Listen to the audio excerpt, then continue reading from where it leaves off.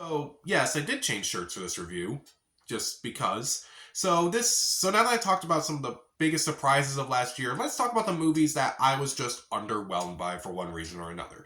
So these movies either I was looking forward to because the premise was interesting, or because the cast and crew involved was interesting, and maybe because the trailers themselves looked really good. And then I saw the movie itself, and I'm like, this is just a disappointment in every sense of the word. So, kind of like my biggest surprises list, let's talk about some of the honorable mentions first. First up, Next Goal Wins. Taika Waititi. What happened? What happened, man? Oh, man.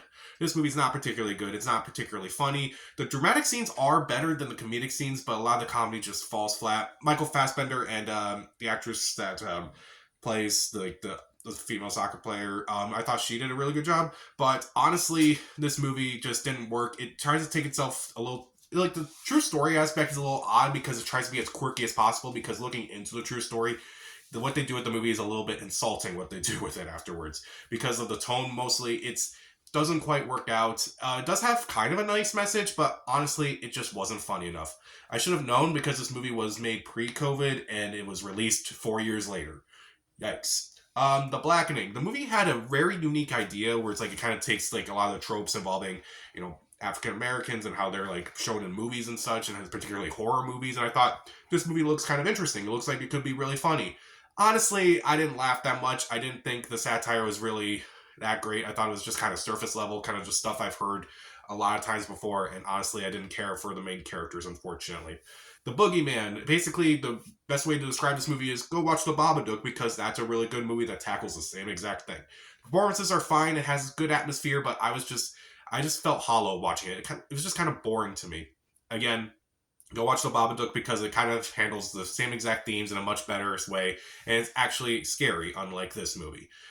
It Lives Inside, kind of like what Talk to Me. It debuted at South by Southwest, and admittedly, the first two acts of this movie are pretty good, but the last act just fell apart. The trailer itself looked creepy enough, so I was like, okay, maybe I'll check this movie out. But honestly, this movie was just kind of such a letdown in its third act that it just kind of I kind of felt nothing afterwards.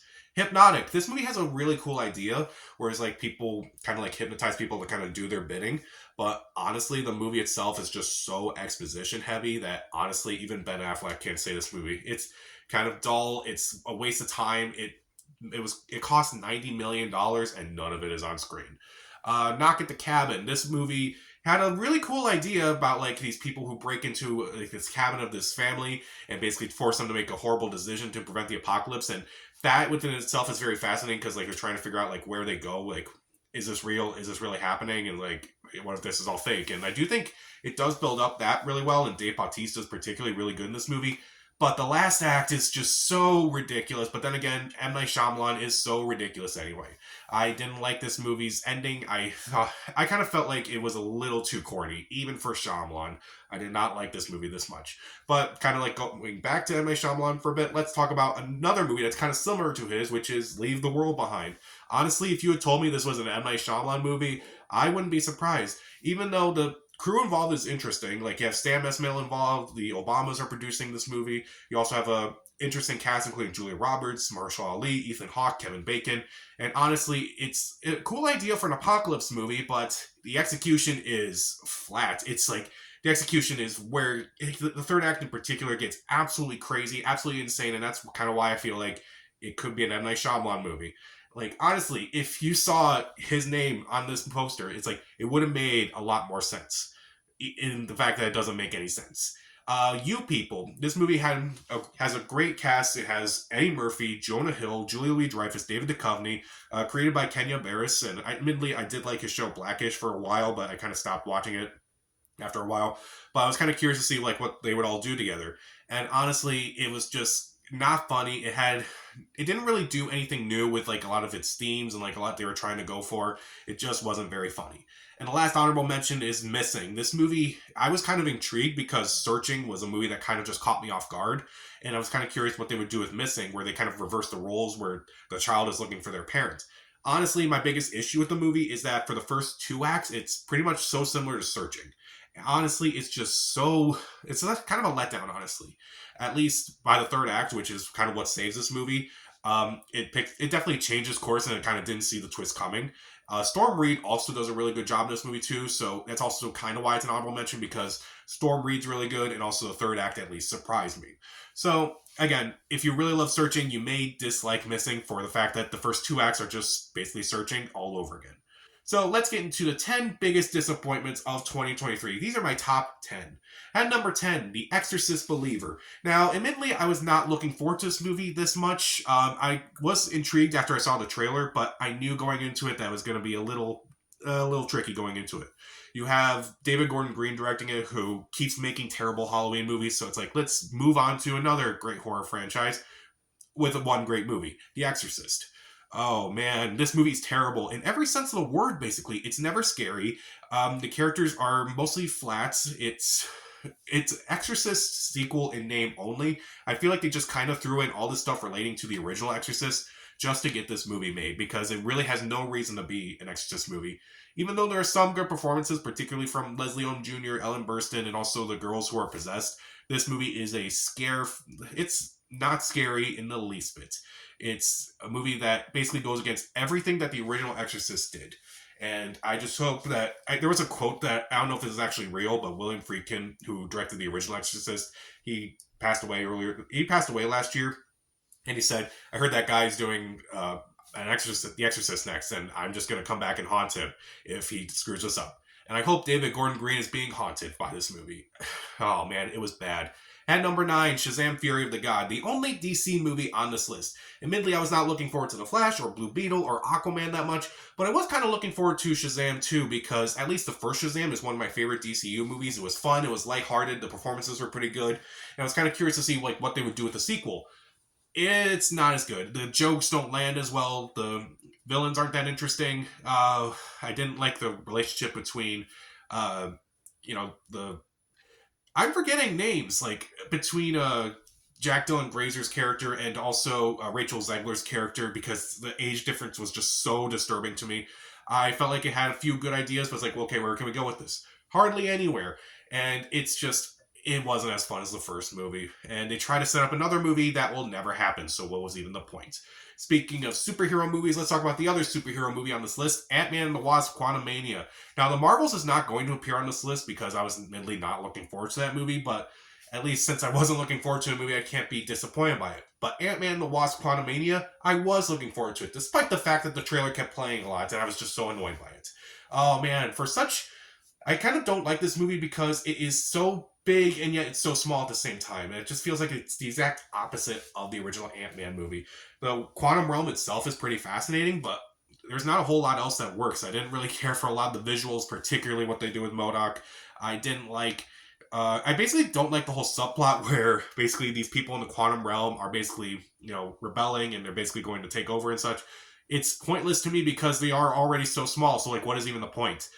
Even though the actor who plays Kang, who I'm not going to say his name now, was pretty intimidating in that movie, hardly anything else in this movie worked. I did not enjoy it as much. It was kind of a bore, honestly.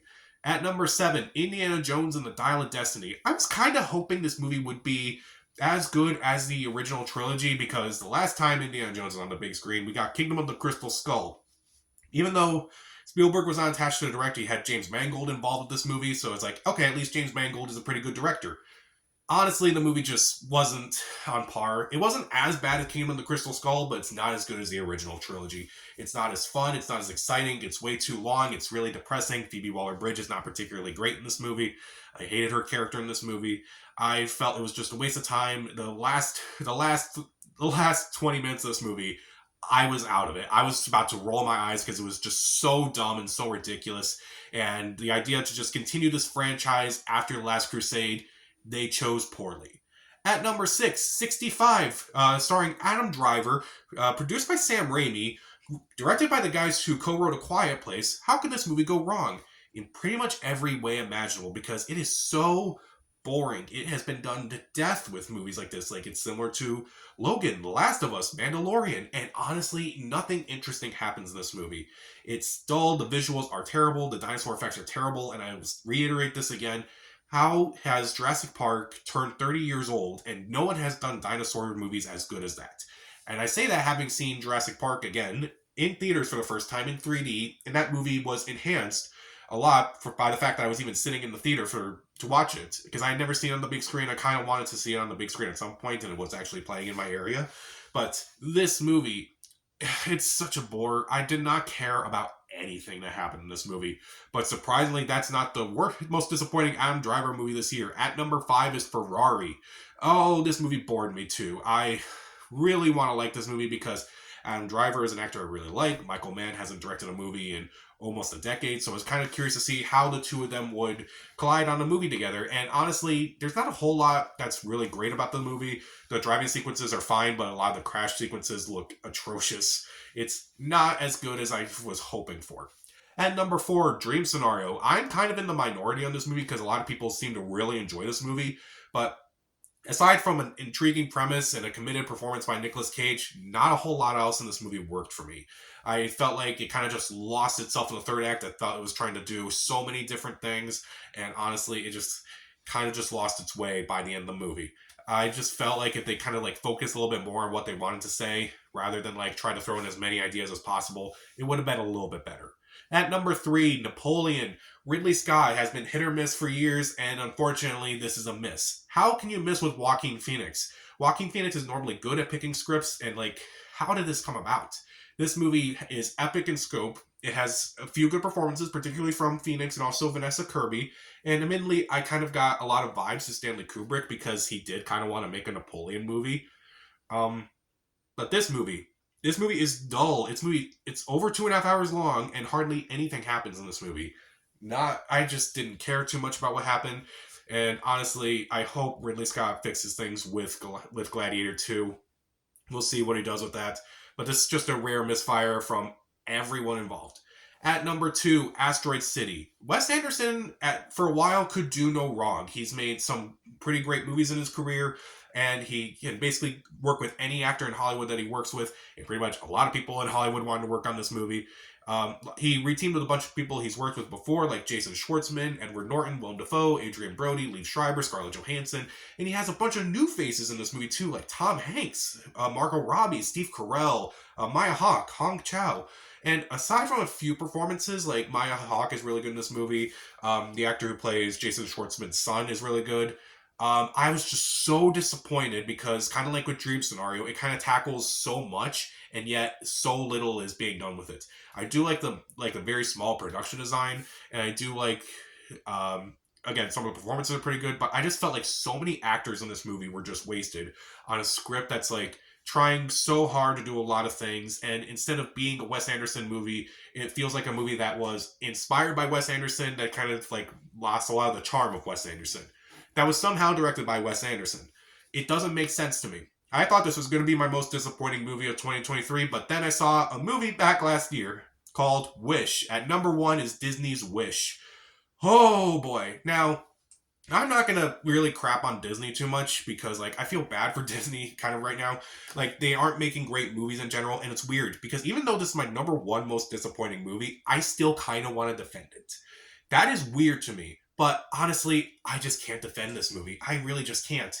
Even though I don't mind the animation, a couple of performances are fine, and it's at least it's just a mess. It's really a mess. It's kind of just doesn't really work. It's less of a tribute to Disney's 100 Years of Magic and more Disney's 100 Years as a company. And I think that's the worst part of this movie, is that it's less of a tribute to like the stuff that brought us magic, but it's more the company that brought us magic. Because like a lot of the references just fall flat. A lot of them are pointless to me. Like they kind of just stop the movie just to have references, and it doesn't really work. A lot of the characters are just pointless in this movie. Like the sidekicks don't really do anything. We're supposed to care about these 2 dreams of the main character, but we only see one of them, so it doesn't really make any sense. The jokes fall flat. It is a parody of a Disney movie. Like, if it was from some other animation studio, this movie would have been okay at best. Like, not great, but it's just there. It's okay. Not gonna watch it again, but whatever. But since it is from Disney, the studio that has brought us a bunch of magic over the years, it's such a letdown, and I was kind of hoping that this movie would be the course correction that Disney has been going through. And basically they were saying this movie's going to be great and it's going to change things going forward. And instead, they desperately need to sit down and think about like what brought the magic to begin with. Like the characters, the storyline, the music, the themes, and like other than that, like Wish just does not work. It just does not work for me. Oh, I really did not like it that much. And strangely enough, it's not even on my worst of the year list. Think about that. So, what were some of the most disappointing movies of 2023 to you? Comment down below, subscribe to the channel. This is Pat. Stay safe.